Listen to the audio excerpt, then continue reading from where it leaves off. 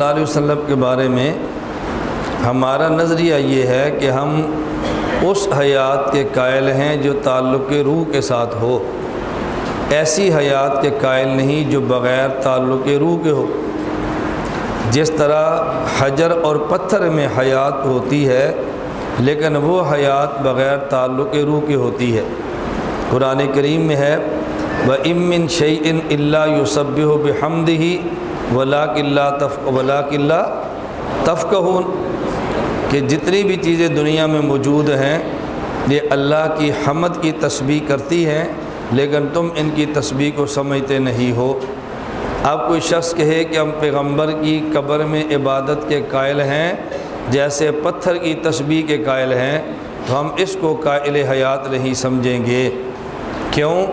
اس لیے کہ پتھر کی حیات وہ ہے جو بغیر تعلق روح کے ہے اور پیغمبر کی حیات وہ ہے جو تعلق روح والی ہے۔ دوسری بات، تعلق حیات پیغمبر کی یہ لا بشرط شے کے درجے میں ہے۔ میں اس کی سمجھاتا ہوں، اس کا مطلب کیا ہے۔ آپ حضرات ایک منطقی اصطلاح سمجھتے ہیں، ایک ہوتا ہے بشرط شے، ایک ہوتا ہے بشرط لا شے اور ایک ہوتا ہے لا بشرط شے۔ پیغمبر کی حیات کہ جو روح کے تعلق کے ساتھ ہے یہ تعلق روح لا بشرط شے کے درجے میں ہے۔ کیا مطلب؟ بعض لوگ کہیں گے کہ آپ جو حیات مانتے ہیں تو کون سی ہے؟ کیا روح کو جسم کے اندر مانتے ہیں یا روح اور جسم کا تعلق مانتے ہیں، اتصال مانتے ہیں؟ تو روح اور جسم کا جو تعلق ہے، ایک تعلق ہے اتصال کی صورت میں اور ایک تعلق ہے دخول کی صورت میں۔ روح اور حیات کا ایک تعلق یہ ہے کہ روح جسم کے اندر ہو، اب بھی روح اور جسم کا تعلق ہے، اور ایک تعلق یہ ہے کہ جسم یہاں پر ہو، روح اعلیٰ علیین میں ہو اور روح اور جسم کا آپس میں اتصال ہو۔ تو تعلق حیات عام ہے، خواہ وہ اتصال روح ہو یا دخول روح ہو۔ اس لیے ہم تعلق حیات کے قائل ہیں لیکن یہ تعلق لا بشرط شے کے درجے میں ہے، لا بشرط شے کے درجے میں ہے۔ شرط نہیں ہے اتصال کی اور نہ ہی شرط ہے دخول کی، بلکہ لا بشرط شے ہے، نہ شرط اتصال کی ہے نہ شرط دخول کی ہے، بلکہ ہم اس تعلق کے قائل ہیں جو تعلق حیات ہو، نہ تو بشرط شے ہے، بشرط شے کے معنی اتصال ضروری ہے یا دخول ضروری ہے، اور نہ ہی لا بشرط شے ہے کہ ہم تعلق تو مانتے ہیں خواہ اتصال بھی نہ ہو خواہ دخول بھی نہ ہو۔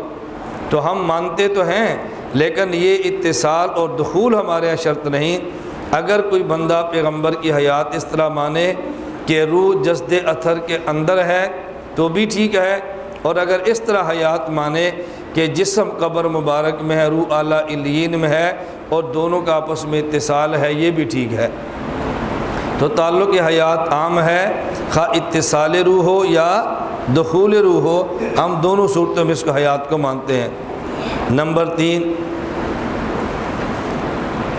بعض لوگ تعلق حیات کے قائل اس طرح ہیں کہ جس طرح ایک آدمی کا مکان ہے، مکان اور صاحب مکان کا آپس میں تعلق موجود ہے، تو بعض کہتے ہیں جی روح اور جسم کا اس طرح تعلق ہے، یعنی ایک آپ کا مکان ہے اور ایک آپ کی ذات ہے۔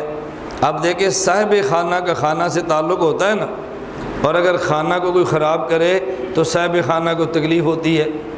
آپ نے کپڑا اتار دیا اور کپڑے اور جسم کا تعلق موجود ہے، اگر کوئی بندہ کپڑے کو آگ لگائے تو جسم کو تکلیف ہوتی ہے۔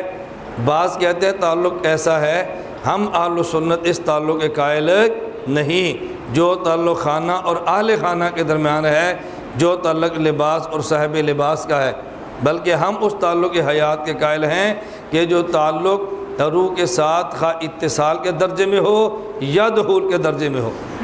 اگر یہ تعلق ہوگا تو ہم تعلق مانیں گے، ورنہ اس کے بغیر تعلق کے ساتھ حیات مانے ہم اس حیات کے قائل نہیں۔